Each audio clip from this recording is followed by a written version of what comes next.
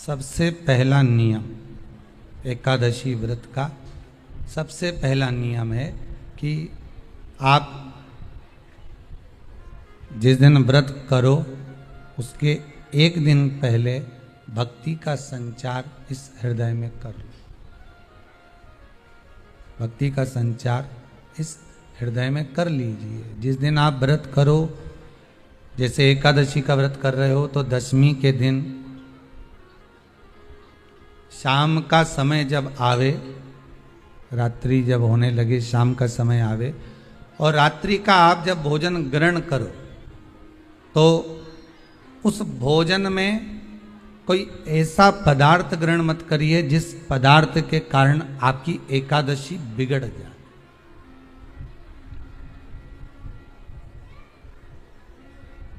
कोई बेकार भोजन हमें ग्रहण नहीं करना, श्रेष्ठ भोजन ग्रहण करिए दशमी के दिन। और एकादशी का दूसरा नियम बहुत ध्यान से सुनिएगा। जिस दिन आपकी एकादशी का व्रत हो उस दिन प्रयास करिएगा कि अपने हाथ से किसी भी वृक्ष की कोई पत्ती टूटे ना। अपने हाथ से किसी भी वृक्ष की, पौधे की, किसी भी वृक्ष की पत्ती अपने हाथ से ना टूटे। बहुत ध्यान दीजिएगा महाराज। एकादशी का ये दूसरा नियम है कि अपने हाथ से किसी पौधे की, किसी वृक्ष की, किसी डाली की कोई पत्ती टूटे ना, कोई पत्ती ना टूटे, इसका प्रयास करिए।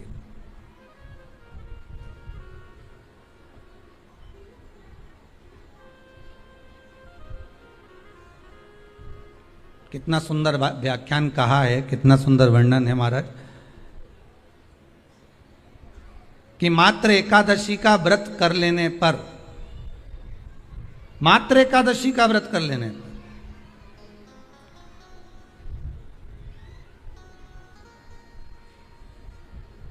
जो पूर्व में किया गया हमारा पाप कर्म है, हमने किसी जीव की हत्या करी है, हमने किसी को कष्ट प्रदान करा है, हमने किसी को अपशब्द कहा है, हमने किसी को ताने दिए, हमने किसी को आड़ा टेढ़ा कहा है, हमने किसी को गालियां दे दी है, मात्र एकादशी का व्रत ही कर लेने पर ये सारे जो दोष हैं वो समाप्त हो जाते हैं।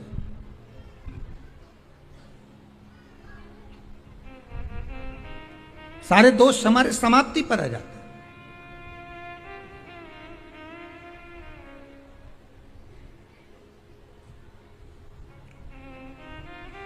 अब एक विचार करिएगा थोड़ा सा अपने मन में, अपने चित्त में, अपनी वृत्ति में एक बात उतारिएगा। एक अपने मन में एक बात को उतार कर रखिएगा कि आप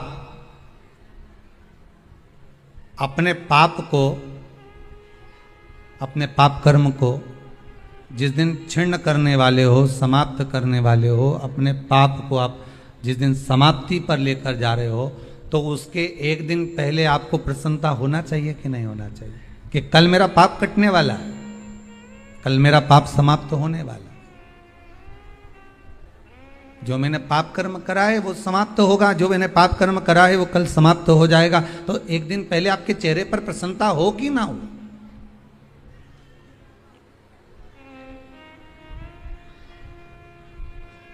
और चेहरे पर वो प्रसन्नता आपके आना चाहिए कि कल मेरा एकादशी का व्रत है, आज दशमी है, कल एकादशी का व्रत है, तो कल मेरी जब एकादशी का व्रत रहेगा तो मेरा ना जाने कितना कितना पाप, कितना असत्य, कितना झूठ, कितना प्रपंच वो समाप्त हो जाएगा। इसमें मुझे प्रसन्नता हो, इसमें मुझे आनंदता हो।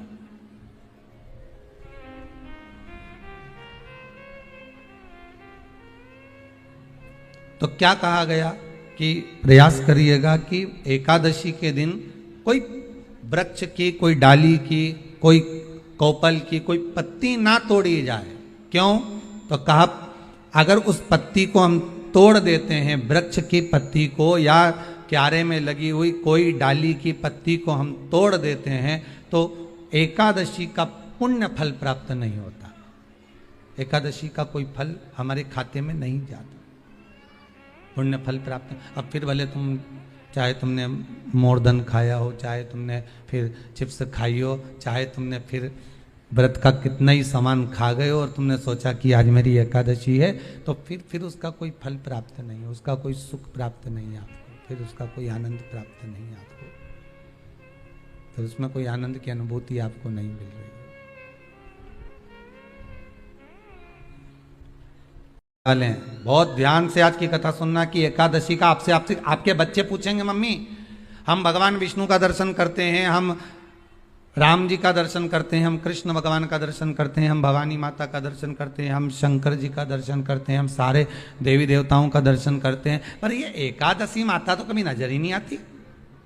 पूछेंगे कि नहीं पूछेंगे कि तुम जिस एकादशी का व्रत करते हो, इनका जन्म कहां से हुआ, कहां जन्मी थी? एकादशी की जन्मस्थली कहां है? भाई भगवान कृष्ण की जन्मस्थली तो मथुरा है, श्री राम जी महाराज की जन्मस्थली बोल दो जम के अयोध्या है।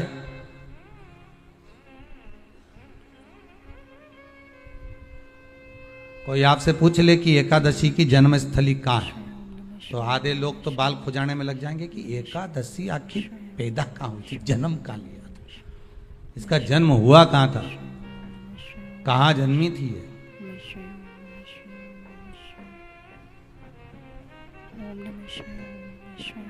इसका जन्म स्थल है कहां? और अगर मान लो जन्म स्थल एकादशी का है,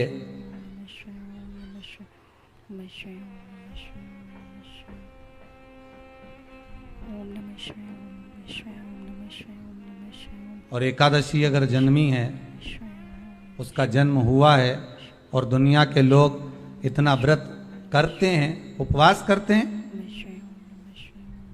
तो फिर इसका जन्म स्थल कहां होगा? तो कहा इसका जो जन्म स्थल है वो बद्रीनाथ। कहां पर है? बद्रीनाथ। और उस बद्री विशाल में भी एक गुफा जिसका नाम है हेमवती। क्या नाम है? हेमवती। उस गुफा में एकादशी का जन्म स्थल है। बद्री विशाल में हेमवती गुफा, जो 12 योजन अंदर प्रवेश करने जितनी है, 12 योजन की गुफा के अंदर, हेमवती के अंदर एकादशी का प्रागट्य हुआ था, एकादशी का जन्म हुआ था।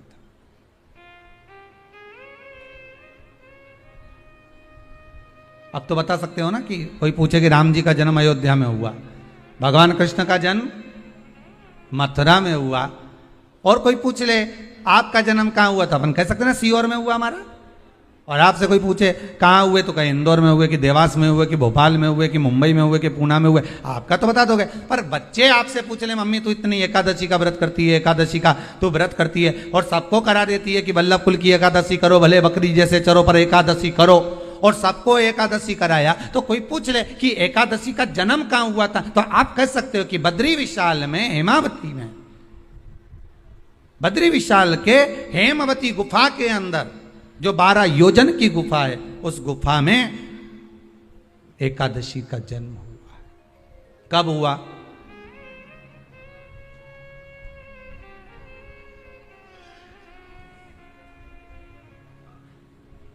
जन्म होने का कारण, राम जी के जन्म होने का कारण था रावण का संहार। भगवान कृष्ण के जन्म होने का कारण था कंस का संहार। नरसिंह भगवान के जन्म होने का कारण, प्रकट होने का कारण था हिरण्यकशिपु का संहार। वराह भगवान के प्रकट होने का कारण था कि पृथ्वी को जल पर लाकर ठहराना, हिरण्याक्ष का संहार।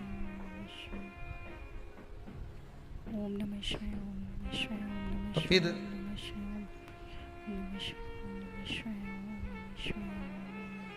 इसके जन्म का कारण क्या है? तो कहा इसके जन्म का केवल एक कारण है।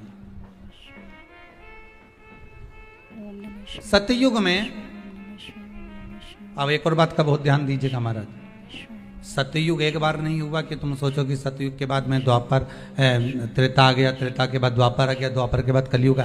एक सतयुग नहीं है, एक त्रेता नहीं है, एक द्वापर नहीं है। ना जाने कितने कितने सतयुग निकल गए, ना जाने कितने कितने द्वापर त्रेता कलयुग, ना जाने कितने निकल गए।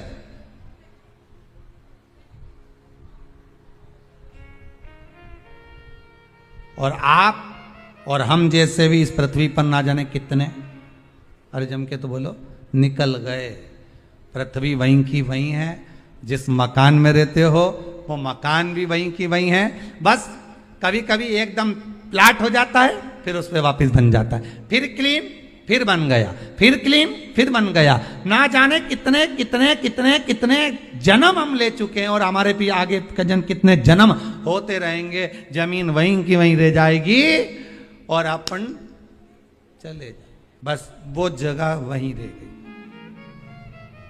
जो पहले परदादाजी की थी दादाजी को मिल गई, दादाजी की थी पिताजी को मिल गई, पिताजी की थी उनके बेटे को मिल गई, उनके बेटे से उनको बेटों को मिल गई। मिलते मिलते मिलते मिलते कब वो जमीन भी बिक गई समय की अवस्था में, फिर दूसरे की हो गई। और हम सोच कर रह गए कि ये हमारा है, हम इसके लिए लड़ाई करें, झगड़ा करें। हम केवल इस जमीन के लिए, जरा सी प्रॉपर्टी के लिए अदालत में खड़े, अपना समय बर्बाद कर दिया, और जो पाना था वो छोड़ दिया।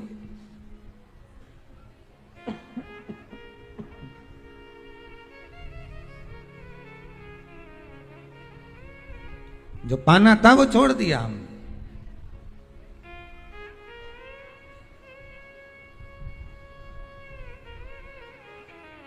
असली रजिस्ट्री तो ये शिव महापुराण की कथा है, जिसमें बैठकर आप 3 घंटा भगवान की भक्ति को जो धारण कर रहे हो, 3 घंटा जो भगवान की कथा को आप श्रवण कर रहे हो, 3 घंटा जो भगवान की भक्ति में आप डूबे हुए हो, 3 घंटा जो भगवत स्मरण में आप लगे हुए हो, बस यही असली रजिस्ट्री है, यही वहाँ काम आने वाली है। इसके सिवाय कुछ काम नहीं आएगा। धन दौलत माल खजाना सब पड़ा की पड़ा रहेगा,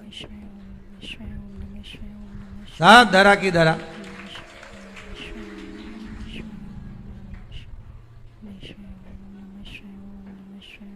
रह गया। वो एक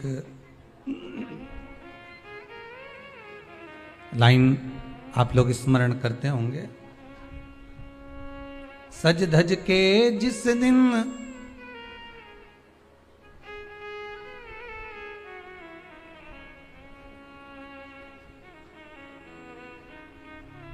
सज धज के जिस दिन मौत की शहजादी आएगी, न सोना काम आएगा न चांदी आएगी।